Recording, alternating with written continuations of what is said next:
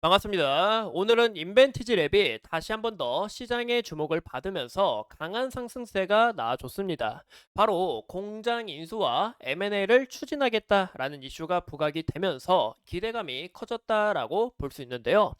이 정말로 독일 빅파마 기업과 계약 성사가 코앞에 다가온 것일까요?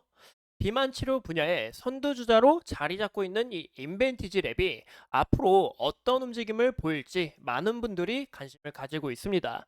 하지만 오늘 우리가 단순히 이슈에만 집중하는 게 아닌 우리가 놓치고 있는 이 사실에 대해서 더 주목해야 된다라고 말씀을 드리고 싶어요. 그래서 오늘은 이 부분이 가장 큰 핵심 포인트다라는 것과 과연 인벤티지 랩이 이 계약을 맺게 될 이 독일의 빅파마 기업이 어떤 기업인지, 그리고 이 두 기업이 어떻게 연결되어 있고 전략적인 이 연관성이 있는지, 여기에 대해서 제가 낱낱이 파헤쳐 드리도록 하겠습니다. 인벤티지랩의 미래 전망과 이 숨겨진 가능성에 대해서 금일 깊이 알아보는 시간이 되도록 하겠습니다. 오늘 인벤티지 랩이 상승할 수 있었던 이유가 바로 공장 인수 타진 제약사 M&A를 검토하겠다라는 부분이 크게 부각이 되면서 강한 움직임을 나타내 주고 있다라고 보시면 좋을 것 같아요. 그래서 내 기사 내용을 보시면 최근에 인벤티지 랩이 독일 빅파마 기업으로부터 기술 이전을 하겠다라는 이슈가 함께 부각이 된 만큼 현재 공장 인수와 M&A는 이 계약 성사가 코앞으로 다가왔다라고 시장에서 해석한 게 아닌가라고 말씀을 드리고 싶습니다. 근데 우리가 이슈를 보면 제일 놓치고 있는 부분이 바로 보시는 것처럼 어제 인벤티지 랩이 강한 상승이 나오고 390억의 이 시비 자체가 발생이 됐다라고 볼 수가 있습니다. 현재 이 전환사채를 발행하는 게 이번 한 번이 아닌 이 지속적으로 이 시비 발행을 하고 있다라는 게 가장 큰 문제다라고 볼 수가 있겠죠. 보시는 것처럼 여기 390억 우리가 확인할 수 있고 사채 만기일 2029년 9월 20일만큼 지속적으로 또 물량이 나올 수 있다라는 것과 전환 가액은 18,984원인 점 우리가 참고해 주시면 좋을 것 같아요. 그래서 이런 부분에서 이 시설 자금과 운영 자금으로 사용하기 위해 현재 인벤티지 랩이 진짜로 이 빅파마 기업하고 연결이 되어 있다라고 우리가 추측은 해볼 수 있겠죠. 하지만 우리가 이런 부분을 주의를 하셔야 되는 게 전환사채 물량이 나오게 될 시 현재 시장에서는 이 판단하는 부분이 좀 악재로 많이 받아들이고 있습니다. 또한 주식 가치 수량이 늘어나게 되면서 이런 부분에서 가치 자체가 훼손될 수 있기 때문에 우리가 다소 주의해야 될 요소다라고 볼 수가 있겠죠. 그래서 이런 CB 발행 문제는 크게 부각이 되지 않았다라는 부분에서 저는 좀 아쉽지만 이 CB 자체가 나쁜 문제가 아닌 이런 목적이 있다면 보시는 것처럼 장기 지속형 주사제 GMP 시설을 생산하겠다라는 이런 목적이 있다면 또 긍정적으로 내다볼 수 있기 때문에 우리가 이런 점들을 꼭 참고해 주시면 좋을 것 같아요. 네, 무엇보다 인벤티지 랩이 최근에 나왔던 이슈를 보시면 인벤티지 랩이 지난해에 매출의 기준 바로 2023년 얘기를 하는 거죠. 글로벌 20일에 자리를 한 독일계 빅파마에게 기술 수출을 진행한다라고 우리가 볼 수 있습니다. 보시면 인벤티지 랩의 드로그 플레이드가 이 기술 플랫폼인데요. 제가 여기에 대해서는 저번 영상에 좀 자세하게 풀어드렸는데 제가 한 번 더 자료 모아가지고 다음 시간에 더 상세하게 말씀을 드릴게요. 그럼 우리가 이제 내다봐야 되는 것은 글로벌 20 안에 들어가 있는 이 독일계 빅파마가 과연 누구인지 이런 요소를 파악해야 된다라고 볼 수 있습니다. 그래서 제가 2023년 이 글로벌 빅파마 기업들의 순위를 하나하나 정리를 해 봤는데요. 독일 제약사는 딱 세 곳이 있었어요. 보시는 것처럼 여기 보이시죠? 벨링거 인겔하임 그리고 바이엘 독일 머크가 이렇게 있는데 만약에 머크일 경우에는 글로벌 5위 안으로 좀 확정되지 않았을까 생각합니다. 그만큼 머크는 우리가 제외를 하고 있다라고 볼 수가 있고 현재 바이엘이 아닌 이 벨링거 인겔하임이 이 비만 치료제를 현재 개발을 하고 있고 임상을 진행 중에 있는 만큼 현재 시장에서는 인벤티지랩이 벨링걸 인겔하임하고 추진을 하겠다라는 이런 기대감이 또 형성이 됐다라고 볼 수가 있겠죠. 현재 이 벨링거 인겔하임으로 죄송합니다. 추측하는 이유가 바로 2021년 이 벨링거 인겔하임이 메인 스폰서로 주최한 한국제약 바이오 협회 행사에서 이때 인벤티지랩이 참여를 했고 아무래도 이때 접촉할 가능성이 높다. 그렇기 때문에 이 벨링거 인겔하임하고 더욱 큰 연관성이 있다라고 우리가 볼 수 있습니다.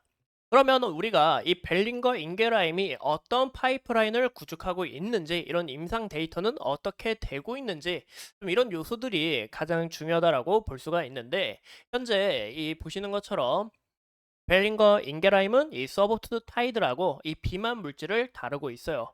이 기전 자체가 GLP-1과 GCG라는 이 글루카곤 이중작용제를 통해서 현재 비만 임상 3상을 진행을 하고 있다라고 봐주시면 좋을 것 같습니다. 그래서 이런 관련 파이프를 좀 갖고 있고, 최근에 임상 이상에 대한 데이터를 보니까 여기에 대한 부분은 이제 메시라는 비알코올성 지방간염에 대한 이 데이터인데요. 이 데이터에서도 임상 이상에서 46주차 보이시죠? 46주차 마이너스 18.7%에 가까운 이 최종 효과를 보여줬기 때문에 이런 부분에서 더욱 모멘텀이 커졌다라고 볼 수가 있고, 여기에 대한 부작용도 우리가 하나하나 파헤쳐 봐야겠죠. 부작용 같은 경우 다른 GLP-1과 비슷한 수준이고, 이 부분은 갑작스러운 용량을 증대할 때 나타나는 형상이니까 그렇게 크게 지장이 있어 보이진 않다라고 봐주면 좋을 것 같아요. 근데 이 용량 증대가 현재 인벤티지 랩이 추구하고 있는 기술하고 굉장히 맞물린다라고 볼 수가 있습니다. 그 이유가 인벤티지 랩에 갖고 있는 이 드로그 플루이드 기술력 자체가 미루꾸를 통해서 이 비만 약물을 딱 감싸고, 오랫동안 이제 약물이 한 번에 싹 퍼지는 게 아니라 오랫동안 서서히 이렇게 퍼지는 형태로 만들고 있기 때문에 현재 이 벨링거 인겔하임하고 더 연관성이 깊어지고 있다라고 내다보고 있어요. 현재 이 임상 3상에 제가 들어갔다고 말씀을 드렸잖아요. 임상 3상이 2023년 10월 달에 이제 임상 3상에 들어갔습니다. 그래서 바로 2024년 올해 임상 3상에 대한 결과가 나올 예정으로 현재 바라보고 있는데, 어디까지나 이제 가정이니까 이런 점들 꼭 참고해 주시면 좋을 것 같고, 만약에 여기서 정말 유의미한 데이터를 가져오고 좋은 소식을 나오게 될 시 인벤티지 랩 또한 더 모멘텀이 향상될 수 있다라고 우리가 봐주시면 좋을 것 같습니다. 현재 이 벨링거 인게라임이 이런 기술력 자체가 중요한 이유가, 아까 제가 말씀드렸던 이 서브 타이드를 볼 수가 있어요. 이 서브드 타이드가 죄송합니다. 제가 이제 일라이릴리를 아까 전에 계속 이야기하다 보니까 이 파타이드랑 좀 헷갈렸는데, 이 서브드 타이드 같은 경우 이제 질렌데 파마라는 이제 덴마크 기업하고 함께 진행을 하고 있습니다. 현재 GLP-1과 GIP에 대한 이 경쟁 구도는 일라이릴리를 좀 바라볼 수 있는데, 일라이릴리 같은 경우도 이 메시 관련 이 제파운드가 임상 3상에 좀 들어가 있습니다. 하지만 여기서 아직 유의미한 이런 데이터가 좀 나오기는 어렵다라고 현재 시장에서 내다보고 있고, 그래서 현재 이 벨링거 인겔하임이 이 메시 시장을 이중 작용제를 통해서 시장 침투율을 확장 준비 중에 있다라고 봐주면 좋을 것 같아요. 그만큼 정말로 이 계약이 이루어질지 우리가 지속적으로 추정해 보셔야 되지만, 아무래도 이런 모멘텀을 크게 갖고 있다라고 우리가 봐주면. 그래서 제가 이 부분 간단하게 총정리 들어가자면, 벨링거와 접촉 가능성 없잖아 있다. 이로 인해서 플랫폼 기술 이전에 대한 모멘텀은 아직 살아 있다라고 볼 수가 있는 거죠. 하지만 여기에 대한 기대감으로 인해서 상승을 한 만큼 벨링거 인겔하임이 계약 지연을 하거나 아니면 계약 실패 시 이 리스크는 기대감으로 올랐던 부분이기 때문에 다시 한 번 더 반납할 가능성이 있다라고 봐주면 좋을 것 같아요. 그리고 이 이슈를 좀 자세히 살펴보면, 비만 치료제의 임상 시료를 제작한 후에 출시에 대한 이 공급 계약 과정을 거치게 된다라는 이야기인데, 즉 기술 이전을 하는 게 아닌 아직은 물질 이전에 대한 단계일 수도 있다라는 겁니다. 그만큼 이 MTA 체결이기 때문에 이 부분도 확실한 체결이 아닌 아직 이전 단계이기 때문에 모멘텀이 다시 한 번 더 낮춰질 수 있다. 기대감이 반납될 수 있다라는 게 가장 중요하다라고 볼 수가 있겠죠. 이런 부분에서 현재 NDA라는 이 비밀 계약 유지를 하고 있다라고 볼 수가 있는데, 아무래도 이 공시 사항이 어떻게 나올 수 있는지 우리가 판단을 하면서 인벤티지 랩의 움직임을 추적해야 된다라고 말씀을 드리고 싶어요. 제가 이제 여러분들이 이제 놓치고 있는 사실, 이 부분이 여러분들이 가장 궁금하실 거라 생각을 해요. 그 이유가 인벤티지 랩 같은 경우 이제 아까 이제 이슈로도 많이 보셨을 거예요. 인벤티지 랩 이 301이라는 이 기술 플랫폼을 갖고 있는데 이 이슈가 한두 번 나온 게 아니고 지속적으로 재탕에서 나온다라는 이슈입니다. 그래서 이번 벨링거 인겔하임하고 과연 가능할지 아직 좀 모르지만 이런 부분에서는 이 리스크가 어느 정도 있다. 재탕 이슈로 상승한 만큼 이 기대감이 반납될 가능성도 있다라고 볼 수가 있는 거죠.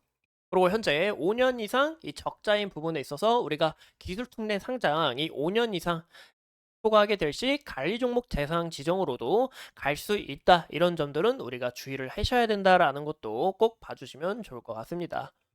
현재 인벤티지랩의 차트를 보시면 제가 좀 오래전에 좀 이야기를 드렸었어요. 이 구간에 대해서 반납이 나왔지만 이 낙폭 구간 그렇게 크지 않고 다시 한 번 더 이 구간 강하게 돌파하게 될 시 우리가 이 흐름에 있어서 가장 좀 좋게 흘러가지 않을까라고 이야기를 드렸었는데 보시는 것처럼 최근 여기에 대한 이 돌파를 하면서 금일도 강한 상승세가 나아졌다라고 볼 수가 있습니다. 현재 주봉상으로 봤을 때는 이 구간에 대한 이 매물대가 좀 두터워요. 이 구간 잘 돌파를 해서 여기에 대해서 안착을 잘 하고 추가적으로 고점을 향해 갈 수 있는지 이런 흐름들을 좀 추적해 보셔야 된다라고 말씀을 드리고 싶은데 현 시점에서 여기에 대해서 현재 지지받고 저항을 받은 이 매물 라인 지켜볼 수 있죠.